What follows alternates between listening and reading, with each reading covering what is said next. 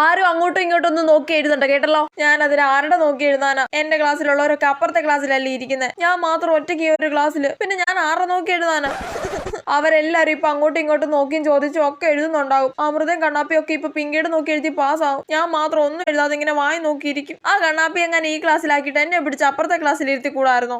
സിലബസിന് പുറത്തുനിന്നുള്ള ക്വസ്റ്റ്യൻ ഉണ്ടോന്ന് പോലും എനിക്ക് ക്വസ്റ്റ്യൻ പേപ്പർ നോക്കിയിട്ട് മനസ്സിലാവുന്നില്ലേ. ആ പിങ്കി ഈ ക്ലാസ്സിലുണ്ടായിരുന്നെങ്കിൽ അതെങ്കിലും ഇപ്പൊ മനസ്സിലാക്കാൻ പറ്റിയേനെ. അയ്യോ ദേ ഇവരൊക്കെ കോപ്പി അടിച്ച് എഴുതുവാ, എനിക്കിത് സഹിക്കാൻ പറ്റുന്നില്ലേ.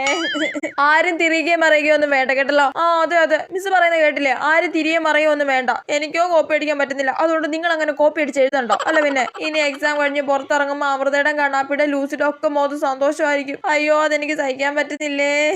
അവർക്ക് എക്സാമിന് ഒന്നും എഴുതാൻ പറ്റല്ലേ. അവരുടെ ക്ലാസ്സിലുള്ള സ്ട്രിക്റ്റ് ആയിട്ടുള്ള ഏതെങ്കിലും ടീച്ചർ ആയിരിക്കണേ. അവരെ അങ്ങോട്ടും ഇങ്ങോട്ടും അനങ്ങാൻ പോലും മിസ് വിടല്ലേ. സൈലൻസ്. ഈ ക്ലാസ്സിലെ ആൾക്കാരെയും കോപ്പി അടിക്കാൻ വിടല്ലേ ദേമേ.